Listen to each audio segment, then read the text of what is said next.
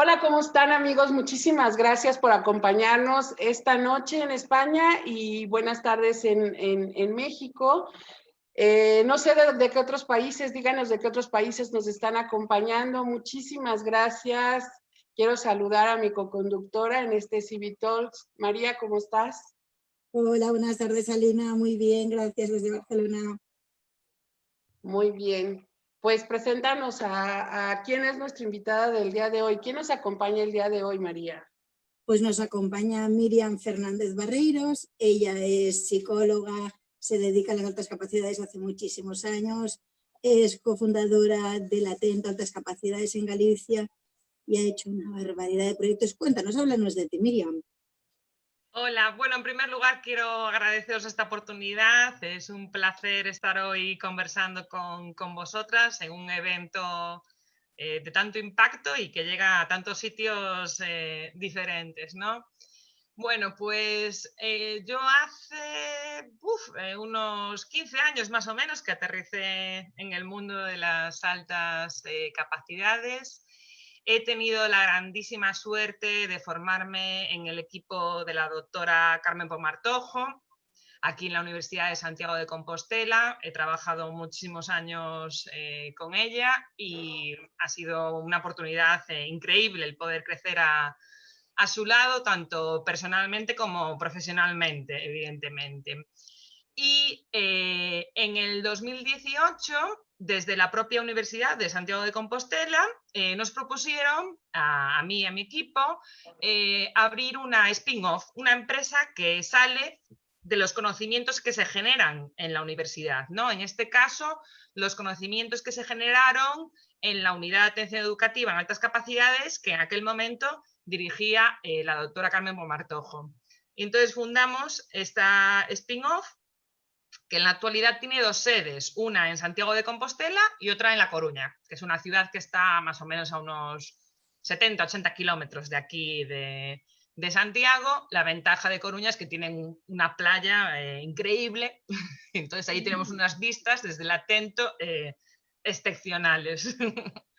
Estamos deseando, de hecho, volver a abrir y volver a ir allí a contemplar el mar. Y entonces montamos eso, esta spin-off, desde donde hacemos servicios tanto de identificación, de enriquecimiento, de intervención psicoeducativa, talleres. Damos un poco una atención global a las altas capacidades. Llevamos eso añito y medio, y también tenemos una relación muy importante con la Asociación de las Capacidades de Galicia, porque ellos llevan a cabo un programa de enriquecimiento extracurricular y nosotros somos su equipo técnico. Los apoyamos, los asesoramos y les ayudamos a poner en marcha el programa de enriquecimiento que desarrollan aquí en Santiago de Compostela cada 15 días en colaboración con diversas facultades. Y bueno, eso es un poco por encima lo que hacemos. Muy bien. Pues háblanos un poquito, Miriam, ¿de qué nos vas a platicar el día de hoy? ¿Qué nos compartes? Pues hoy vamos a hablar de las habilidades blandas, ¿vale? De las habilidades, de las destrezas suaves, de lo que se conoce como las soft skills en inglés, y el impacto, la relación que tienen en los perfiles de altas capacidades, ¿no? Para empezar, es importante tener claro que es una habilidad, una destreza, ¿no? La destreza nos permite realizar una actividad con facilidad y de una forma correcta. Hay como dos tipos de habilidades: las habilidades duras, que serían para nosotros pues las habilidades más puramente cognitivas, ¿vale? Las inteligencias. Y luego tenemos las habilidades blandas, que abarcan la voluntad, la motivación, los intereses, los rasgos de personalidad, las fortalezas de carácter, y un poco sería ese paraguas, ¿no? Que engloba todos esos conceptos.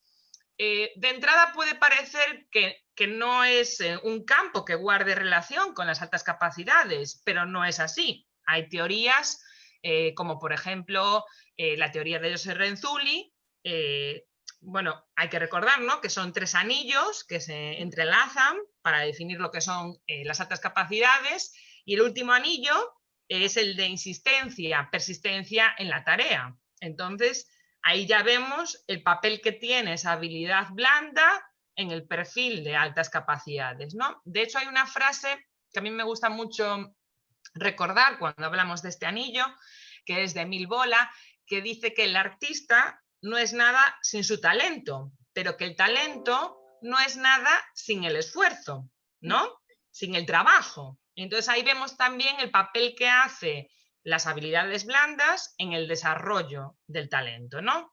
También en este modelo de Joseph Renzulli, cuando hablamos de esa pata de gallo, del Hans-Tuch, ¿no?, esa rejilla donde se provoca el apoyo por parte de la familia, de la escuela, en el desarrollo del talento, vuelven a estar presentes estas habilidades blandas, ¿no? La motivación, la voluntad, los intereses. Y también, por ejemplo, en el modelo de Gagné, cuando se habla de cómo hacer ese puente entre la dotación, el talento, entre el potencial y el logro, vuelve a estar presente la voluntad, la motivación, la resiliencia, la autorregulación, ¿no? Con lo cual volvemos a tener otra vez habilidades blandas que funcionan como catalizadores para que se pueda desarrollar ese talento, ¿no? Para que pueda ese talento salir a la luz. También hay autores como Alex Rovira que explican que el talento, para poder gestarse, para poder consolidarse en el presente, necesita sobre todo de actitud y de compromiso, que también son habilidades blandas. Y asimismo también explica que en el futuro necesita de visión y de compromiso, que vuelven a ser otra vez habilidades blandas, con lo cual vemos que es un tema que tiene un claro impacto en las altas capacidades y que las condiciona, ¿no? Tanto en su concepción, como a nivel más teórico, como a nivel de puesta en práctica y de poder aprovechar ese talento que tienen las personas con altas capacidades. Como mamá Miriam, ¿cómo puedo apoyar a mis hijos de altas capacidades a que desarrollen estas habilidades? O sea, desde casa. ¿Cómo promuevo bueno, primero informarme, como tú ahorita me estás poniendo en sintonía, pero ¿cuáles serían tus recomendaciones para mí como mamá que pueda yo desarrollar estas habilidades blandas en mis hijos? Bien, primero hay que tener en cuenta de qué estamos hablando, un poco lo que decíamos ahora, ¿no? Lo que dices tú. Primero definirlas, ¿no? Tenemos que darnos cuenta de que son muchísimas las habilidades blandas, ¿no? Tenemos la creatividad, la curiosidad, el juicio, el amor por el aprendizaje, la perspectiva, la valentía, la perseverancia, la honestidad, el entusiasmo, el amor, la bondad, la humildad, el perdón, la autorregulación. Me refiero, son un montón de fortalezas de carácter. Entonces, nuestros hijos, nuestras hijas con altas capacidades van a tener unas en concreto, unas fortalezas particulares que son las que le salen de forma natural, las que son más conectadas con su esencia, evidentemente, ¿no? Entonces, primero de todo, saber cuáles son.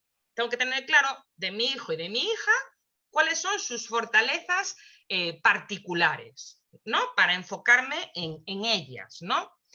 A mí hay una frase que me gusta mucho de Seligman y de Mihai Csikszentmihalyi, ¿no? Que dice que tan importante es arreglar lo que está roto como nutrir lo que está bien. Pues en este caso lo mismo, esas fortalezas que conozco, que detecto, fortalecerlas. ¿Y qué puedo hacer? Primero de todo, hablar sobre ellas. Nuestros niños y nuestras niñas tienen muchos potenciales que no conocen porque no lo oyen, no lo escuchan, ¿no? Entonces, hablar con ellos de esas fortalezas de carácter y validarlas, integrarlas, decirle, oye, pues qué buen uso hiciste de tu creatividad para solventar ese trabajo en la escuela, qué buen uso hiciste de tu capacidad de liderazgo para relacionarte con tu grupo de amigos, qué buen uso hiciste de tu sentido del humor para solucionar este conflicto que tuvimos el otro día. Me refiero un poco sacar a la luz qué nos referimos, ¿no? Cuando hablamos de esas habilidades blandas y de esas fortalezas particulares que tienen. Luego también es muy importante tenerlas de alguna forma como publicadas o como escenificadas, ¿no? Se puede hacer pues un listado de las habilidades blandas que tienen nuestros hijos y ponerlo en la nevera o en un sitio visible en casa, o se puede hacer un árbol de fortalezas, y así cuando tenemos una situación que no sabemos cómo arreglar, podemos ir a esa lista, podemos ir a ese árbol y decir, ay caray, pues qué bien me viene esta cualidad de mi hijo para afrontar esta situación o cambiar el foco, cambiar la expectativa, la perspectiva también, ¿no? Podemos también aprovechar, y cuando vemos películas, ¿no? Por ejemplo, cuando vemos, hay una película que en inglés se llama Blind Side, y en español se llama Un sueño posible, pues es una película preciosa para justo ver en los personajes qué fortalezas de carácter tienen. Esto a los niños les encanta, ¿no? Porque tú puedes dialogar con ellos sobre, oye, fíjate en este personaje que tiene esta fortaleza de carácter, que tú también la tienes, y cómo la utiliza, cómo la desarrolla. Puede ser una actividad muy interesante. Y también podríamos tener como unos rincones de desarrollo de fortalezas, ¿no? Este concepto se utiliza mucho en el aula, ¿no? En el aula para hacer planes de enriquecimiento, por ejemplo, podemos tener un rincón de desarrollo de intereses, ¿no? Y van allí y un poco trabajan en su interés. Pues en casa podemos tener lo mismo para trabajar esa fortaleza, ¿no? Imaginaos, pongo un ejemplo, ¿no? Que mi hijo tiene como fortaleza particular el humor, ¿no? Es una fortaleza que sabe utilizar muy bien y a la que le saca mucho partido. Pues puedo tener un rincón en el que tenga tiras cómicas para un poco ver cómo solucionan lo que pasa en esos libros, ¿no? En esas tiras cómicas con el humor, ¿no? O pongamos, por ejemplo, que su fortaleza es la perspectiva. Pues puedo tener un rincón con artículos de opinión de temas muy controvertidos para que trabaje diferentes puntos de vista, ¿no? O pongamos que, por ejemplo, una fortaleza particular que tiene es la espiritualidad. Pues puedo tener rincones con biografías de personajes cuya religión haya supuesto un cambio transformador en la sociedad, ¿no? Por ejemplo, pues Pedro Peca, ¿no? Es un referente que a través de su labor de misionero cambió toda una comunidad, ¿no? Porque la transformó. Pues puedo tener una biografía de Pedro Peca en ese rincón donde desarrollo la espiritualidad. Entonces, serían un poco algunas alternativas para trabajar desde casa, como tú dices, como familia, las habilidades blandas. Vale, ¿y qué implica el no tenerlas trabajadas, Miriam? ¿Cuáles serían como las implicaciones o las consecuencias? Las consecuencias. A ver, nosotros lo que vemos, por ejemplo, cuando hacemos una identificación tardía, ¿no? De las altas capacidades, cuando la alta capacidad se identifica pues en una adolescencia o en una adultez emergente o en la vida adulta. Muchas veces nos encontramos que ese potencial no se puede objetivar en el test. Es decir, tú ves que hay un potencial real, pero no se traduce en resultados, ¿no? En los baremos que tú tienes en los test. Pues eso es justamente por eso, porque esas habilidades blandas no fueron lo suficientemente desarrolladas para acompañar ese perfil cognitivo que tanto apuntaba a edades tempranas, ¿no? Entonces, ¿qué pasó? Que ese talento no se cultivó, no se le dedicó suficiente perseverancia, entusiasmo, no hubo una buena capacidad de autorregulación, no hubo suficiente esperanza, no hubo suficiente amor por el aprendizaje. Entonces, todo eso limita el desarrollo de ese potencial. Entonces, está claro que el trabajar en las habilidades, como dices tú, puede evitar también problemas de disincronías entre los perfiles, ¿no? Esto es algo que nos preocupa mucho en altas capacidades, porque es frecuente que haya disincronías entre el perfil cognitivo, que va más adelantado, y el perfil emocional, que va como tiene que ir o incluso un pelín por debajo. Entonces, justamente esas habilidades blandas nos pueden ayudar a cubrir esa diferencia, un poco a mitigarla. Entonces, el no trabajarlas acentúa las disincronías, enmascara el verdadero potencial. También llega un momento que sobre todo los adolescentes nos comentan que dudan de su propio potencial, y justamente es porque no lo están trabajando. El potencial no se les escapa, no no se esconde ni mucho menos, ¿no? Lo que les pasa es que de no trabajarlo, ¿no? De no dedicarle tiempo, de no dedicarle, pues, de no ponerle pues, entusiasmo, perseverancia, de no autorregularse bien a la hora de aprovechar ese potencial, pues ellos notan como que lo pierden. Y esto nos lo comentan muchísimo los adolescentes, ¿no? Como que empiezan a dudar conforme el nivel de reto va creciendo. Obviamente no es el mismo nivel de reto en cursos tempranos de primaria o de secundaria que más arriba, ¿no? Y ellos piensan que lo que les pasa es que han perdido potencial o que ya no tienen altas capacidades, pero no. Lo que está fallando ahí son las habilidades blandas. De ahí el impacto tanto positivo que puede tener trabajarlas como negativo el dejarlas aparcadas o no darle importancia. Oye, ¿y los adultos tenemos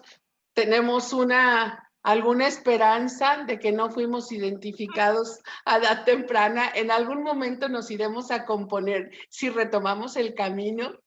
Claro, es que aquí otra vez las habilidades blandas vuelven a jugar mucha importancia en reactivar, ¿no? Es decir, está claro que todos tenemos un talento, ¿no? Eso no nos cabe duda. Gartner ahí ha hecho un muy buen trabajo con las inteligencias múltiples y nos ha dejado claro que son un montón y que tenemos un montón. El otro día, en el CIVIT, que estuve escuchando a Pío Puig, él también hablaba de que todos tenemos mínimo 5 talentos, ¿no? Que me encantó que él hablaba de la huella de los talentos, ¿no? Que teníamos una huella particular y teníamos ahí nuestros 5 talentos, ¿no? Él ponía, no sé si 34 ejemplos de talentos y decía que la combinación que había era totalmente diferente. Nos diferenciaba, no sé si dijo, de 33.000 personas o algo así, unos números que te llaman mucho la atención, ¿no? Y como dices tú, claro que el adulto tiene esos talentos, pero necesita las habilidades blandas para poder reactivarlos y sobre todo para poder creérselo, ¿no? Que es muchas veces, esto lo tengo hablado muchas veces con María, que ella habla mucho de qué pasa con las altas capacidades en la vida adulta, y les pasa eso, que muchas veces tienen dudas del potencial, porque no han recibido tampoco retroalimentación, no han recibido un feedback de ese potencial, ¿no? Pues porque hace mucho que nadie les insiste en que tienen potencial, o porque en su momento no se lo dijeron y ellos dejaron de confiar en su potencial. Entonces, por supuesto, los adultos tienen ahí una llave hacia poder encontrar y manifestar ese potencial si trabajan en las habilidades blandas. Tal cual, tal cual. ¿Y cómo tú crees que es difícil trabajar estas habilidades blandas? A ver, ¿Cómo son los niños de altas capacidades con esta rigidez que tienen, con este perfeccionismo que no se pueden permitir saltarse un paso y que el zapato no esté igual de recto a los grados que toca, o abrocharse una zapatilla deportiva con la misma intensidad en cada pie, sino no van equilibrados? O sea, con todo esto, ¿cómo lo vemos? Claro, un poco aquí voy a tirar por una respuesta muy de mi tierra. Pues sí y no, me refiero. Es difícil, sí, y es difícil, no, evidentemente. A ver, fundamental para trabajarlas, colaboración tanto de la familia como de los agentes educativos. Es decir, tiene que ser un trabajo totalmente multidisciplinar y acompañado tanto de esa figura de educación más formal como desde la figura de la educación informal. Y luego también hay que hacer a los niños muy partícipes de qué estás trabajando y para qué lo estás trabajando, ¿no? Muchas veces eso también se comenta mucho cuando queremos motivarlos, ¿no? Como que no definimos con ellos los objetivos y ellos no saben por qué tienen que esforzarse o para qué tienen que esforzarse, ¿no? No le encuentran un sentido a las metas que nosotros creemos que les convienen académicamente, no le encuentran un sentido a lo que les exigimos a nivel de comportamiento o a nivel familiar. Entonces también es importante para trabajar y para vencer un poco esa rigidez que tú comentabas, María, y ese afán de perfeccionismo muy claro, sobre todo en las niñas, más que en los niños, es muy importante explicitarles pues, qué son las habilidades blandas, cuáles son las que sí que tienen desarrolladas, cuáles tienen dormidas o cuáles son capaces de quitar solo digamos, de utilizarlas solo en determinadas fases o en determinados momentos, que son las fortalezas básicas. Entonces tienen que tener muy claro, pues primero de todo, pues ese orden, ¿no? Cuáles son sus fortalezas particulares, sus fortalezas medias, las fortalezas que han perdido porque les hemos reprimido o porque ellos no le prestan tanta importancia. Entonces, hacerles conscientes. Y luego pasa algo que yo con altas capacidades lo veo, pero clarísimo. Es decir, el trabajo enseguida trae resultados positivos. Pero pasa con las habilidades blandas en general, es decir, con la motivación, con la voluntad, con estas fortalezas que veíamos de carácter. Enseguida se ven avances y estos avances son los que justamente les llevan a los chavales bueno, tanto los niños como las niñas con altas capacidades a querer avanzar en ese proceso, ¿no? Es decir, es como cuando empiezas a ir al psicólogo, que al principio te mantienes porque es cuando ves resultados, ¿no? Pero a largo plazo, uy, ya empiezas a tener tus dudas. Pues en este caso, cuanto más visibilicemos que lo que está pasando tiene una relación con lo que estamos trabajando sobre esas habilidades blandas, más nos va a ayudar a tirar de ellos para que se vengan de nuestro lado y desarrollen el potencial y se permiten que ese potencial pues florezca, salga a la luz, les ayude a encauzar pues su trayectoria. Es muy importante en ese sentido. Yo con lo que estabas comentando, estaba pensando que esto es ideal y completamente necesario para las altas capacidades con doble excepcionalidad. Por supuesto. O sea, con todos, pero con ellos muchísimo más, porque vamos a ver, siempre como uno hace de fantasma del otro y se tapan las dos, la dificultad y la habilidad, o sea, claro. estos tienen unas inseguridades tremendas, con lo cual creo que esto es fundamental. Claro, lo que decíamos antes un poco, ¿no? Que nos enfocamos demasiado en lo que no va bien, en lo que no se consigue, en lo que no se domina. Pues en este caso, oye, el poner el foco en esa habilidad blanda que sí que te ayuda a sacar tu talento y que sí que te permite realizar mejor las actividades de forma más fácil y con más recursos, ¿no? Y ser más resolutivo, pues es una llave muy, muy importante, claro, sobre todo en esos casos más complejos, ¿no? Cuando hay como luces y sombras mezcladas, ¿no? Pues ahí, pues ser capaz de autorregularse mejor, ser capaz de dejarse entusiasmar, de dejarse llevar por la curiosidad, ser agradecido con tu potencial, ¿no? Porque hoy en día, con todo el confinamiento, quizás creo que es una de las fortalezas blandas que más deben de utilizar nuestros niños, ¿no? El ser grato con su propio potencial, ¿no? El sentirse agradecidos por el potencial que tienen y por escenificarlo y por ponerlo en marcha, ¿no? La esperanza, el trabajo en equipo también es otra habilidad fundamental. Entonces sí que es verdad que el trabajarlas, sobre todo para los casos de doble excepcionalidad, es muy interesante. Pero realmente este confinamiento para los niños de altas capacidades es, bueno, estos niños están felizmente confinados. O sea, hay muchos casos que niños, sí. Y yo de verdad con muchísimos que he hablado, es en plan que no acabe el confinamiento, que no acabe, porque tienen, bueno, pues en todos los sentidos, ¿no? A nivel emocional, a nivel curricular, en todos los sentidos están súper sueltos, están desarrollando unas habilidades que en otros momentos desconocían ellos mismos de ellos. Responsabilidad. Claro, pero ahí vuelven a estar por encima de la mesa las habilidades blandas. Porque ¿quién se está gestionando mejor en confinamiento? Pues el que mejor se autorregula, el que más capacidad de automotivación tiene, el que más curiosidad tiene activa. Es decir, estas habilidades blandas son las que están proporcionando a esos niños más herramientas ahora en confinamiento. Y también es verdad que algunos les ha dado una oportunidad para empezar desde cero sus relaciones con el profesorado, ¿no? Me comentaba hoy por la mañana una mamá que desde que el profesor enviaba los trabajos, como ahora, digamos que no los corregía en directo, ¿no? Sino que tenía otro feedback, otra forma de hacerlo, pues que le daba más retroalimentación a todos los alumnos, ¿no? Como que en clase, me imagino que al ir más apurado, al no tener tanto tiempo, le decía a algunos bien, a algunos mal, pero ya estaba. Sin embargo, ahora le da un feedback individualizado a todos, y concretamente a este niño, pues lo felicitaba mucho. Entonces, como que este alumno estaba ahora como muy sorprendido, ¿no? De recibir tantas felicitaciones por los trabajos que hacía. Digo yo, pues mira, le ha venido genial para la autoestima, le ha venido genial para reactivar esa relación de forma positiva con el docente, y esto ha sido una consecuencia totalmente indirecta, ¿no?, del confinamiento. Es decir, que muchas veces, obviamente, ha traído problemas, eso no cabe duda, sobre todo a nivel social, ¿no? Pero sí que es verdad que ha ayudado en otros aspectos. Totalmente. Y además se sienten como protegidos con la pantalla, con lo cual están más relajados, más sueltos, son más ellos. O sea, Sí, más naturales.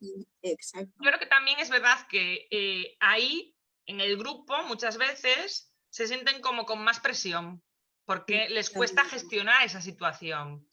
De hecho, es uno de los objetivos principales que trabajamos siempre con ellos, ¿no? Tanto en talleres, tanto en Atento como en la asociación. Ahí el objetivo de poder sentirse parte del grupo, de sentirse cómodos, de no verse obligados a cambiar su forma de ser o no verse obligados a cambiar sus intereses o a no mostrarlos, es un objetivo fundamental de cualquier programa de enriquecimiento extracurricular. Pero está claro que ellos muchas veces, el estar delante de una pantalla les da una confianza y entonces se muestran de otra manera. Entonces sí, en cierta manera hay quien moverse en este medio le favorece, evidentemente. Totalmente. ¿Y un ABC para los profesores que puedan trabajar estas habilidades blandas en el aula, por ejemplo? Pues en el aula, volvemos un poco a lo que decíamos. A ver, nosotros cuando hablamos con los profesores hablamos mucho también de la importancia de la herramienta del portfolio, ¿no? En el portfolio muchas veces incluimos los estilos de aprendizaje, los estilos de expresión, o incluimos pues ese perfil cognitivo, ¿no? En qué puntos es más potente y en qué puntos está más en la media o incluso por debajo de la media. Incluimos, pues, como decíamos antes, se siente más cómodo redactando o se siente más cómodo grabándose o se siente más cómodo dibujando, ¿no? Pues fijaros qué interesante sería incluir en ese portfolio, dentro de estas habilidades blandas, cuáles son las que tiene más marcadas. Para así, si en algún momento tengo que orientarlo o guiarlo, apuntalar esa intervención, ese plan de enriquecimiento o esa adaptación en esas habilidades blandas que tiene marcadas, que son particulares, ¿no? Y también si hay alguna que yo haya visto que a lo mejor la tenía al principio de curso, pero luego la fue perdiendo, o que a lo mejor por mi forma de dar clases no hay tanto margen para que la desarrolle, ¿no? Pues si esa habilidad también perdida o que está baja o que solo es capaz de usar en determinados momentos está recogida en el portfolio, pues también me ayudará a planificar mejor el trabajo con él y a planificar en general el trabajo de aula. Con lo cual yo creo que la A que decías tú de esa ABC, incluirla en el portfolio, ¿no? No olvidarnos cuando hacemos ese portfolio que nos viene también como herramienta, ¿no? Para planificar las actuaciones educativas que tengamos, pues no olvidarnos. Luego, lo que decíamos antes para las familias, esos rincones de desarrollo de fortalezas, ¿no? Igual que los hacemos en casa, también los podemos hacer en el aula.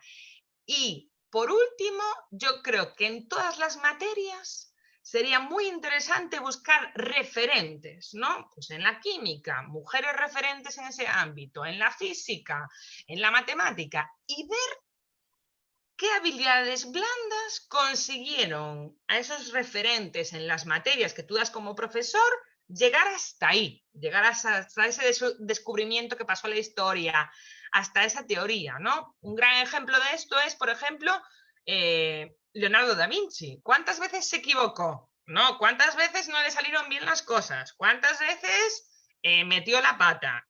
Muchísimas, pues. Oye, qué mejor ejemplo de perseverancia le podemos dar a nuestros alumnos, ¿no? Y así pasa pues con muchísimos más, con Michael Jordan, es otro ejemplo claro, ¿no? En educación física de todo, de esa perseverancia, de esa capacidad de autorregulación, de la humildad que tiene, ¿no? Que a pesar de ser un genio, está siempre ahí para cualquier cosa que necesitas.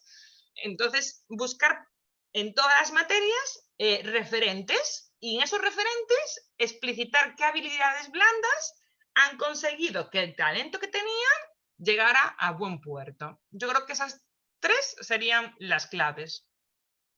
Sí, mira, justo hoy yo estaba hablando con una niña en una conversación virtual y me dice, mira, hoy he tocado una canción en piano y ¿por qué debo dar un concierto tal? Y digo, ostras, digo, ¿y cuántas veces la has tocado? Y dice, pues en 2 sesiones la he hecho. Digo, ostras, pero esto está muy bien. Digo, te suena maravillosa. Y digo, es que ¿sabes qué pasa? Digo, que aquí tienes 2 cosas positivas. Una, que tú lo haces muy bien. Y 2, que tú te esfuerzas mucho. Digo, entonces la suma de hacer, saber y además trabajar hace que brilles como estás brillando. Digo, o sea, que sigue así, chavala, que vas a llegar muy lejos tocando el piano. Se ha quedado tan contenta, pobrecita mía. Digo, es que mira, digo, te has oído que no has fallado ni una nota. Entonces, o sea, eso me ha recordado a esta situación, ¿no? Lo que Pero ahí comentabas. volvemos a lo de antes, María, que son muy autoexigentes consigo mismo. Y muchas veces, si tú no los felicitas y si no les explicas qué ha pasado para llegar hasta ese resultado, no le dan importancia. Yo eso lo veo también muchas veces en las pruebas de inteligencia, ¿no? Cuando estás haciendo la evaluación, como que van de corrido, aciertan, aciertan, aciertan, aciertan, aciertan, aciertan, aciertan. Y de repente, ¡boom!, se bloquean, ¡pum!, y se plantan.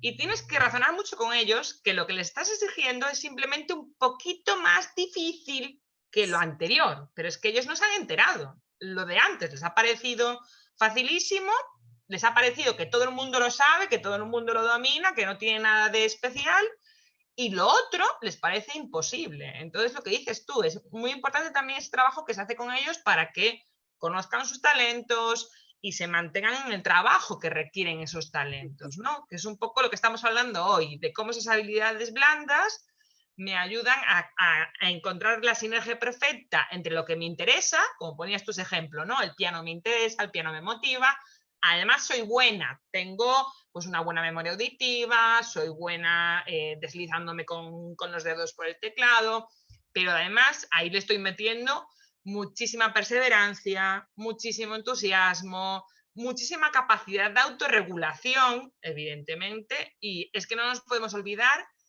Mira, el otro día lo leí en un libro.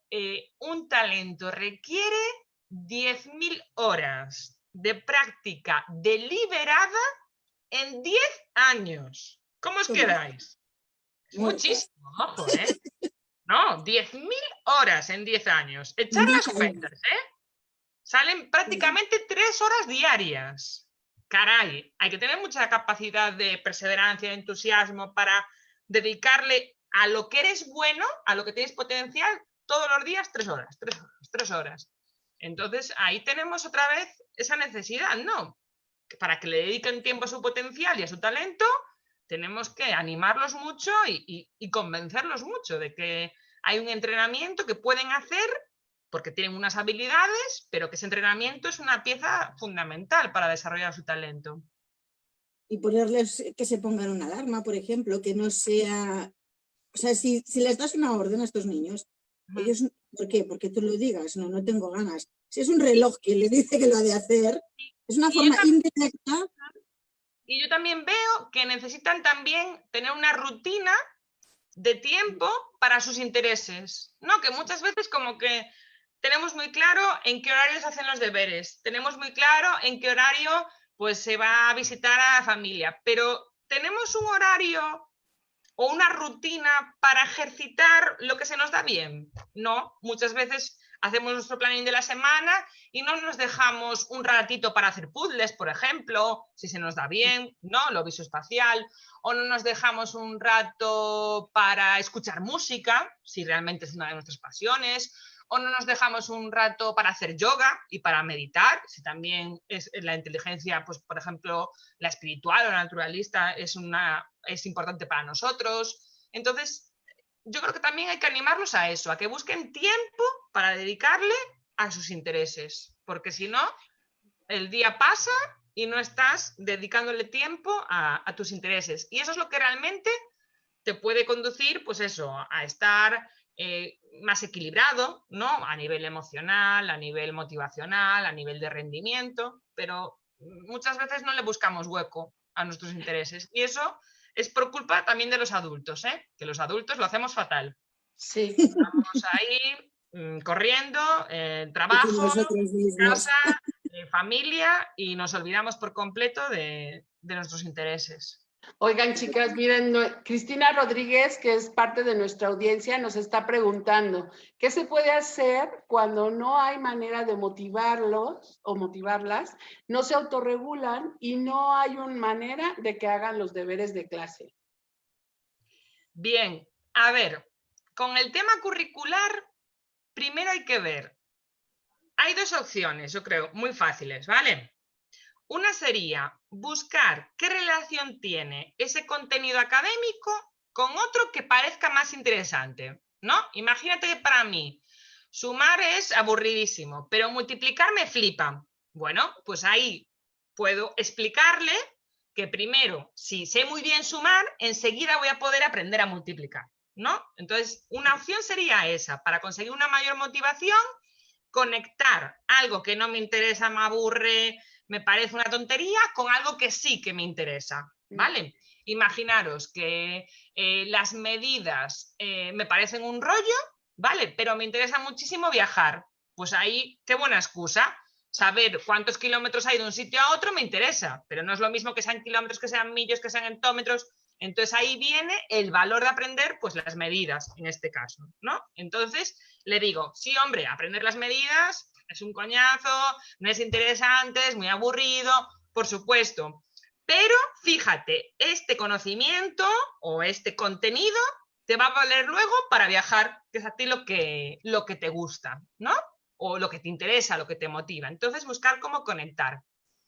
Y si no, podemos pasar a buscar una meta concreta. Es decir, puede que a mí me interesa terminar, pues entonces voy a hacer todo lo posible por no tener que detenerme otro año más en este curso, ¿no? O me interesa tener X nota para entrar a esta carrera que sí que tengo claro que quiero hacer, pues entonces voy a trabajar de forma que consiga esos resultados, ¿no? Es decir, una forma de darle sentido, que es muchas veces lo que tenemos que buscar para motivar a los niños, es eso, buscar cómo conectar con sus intereses o cómo conectar contenidos curriculares dispares, o si no, poner una meta que sí que estén convencidos que quieren llegar a ella y ayudarles a ver qué camino necesitan, ¿no? Que sus metas son las que necesitan.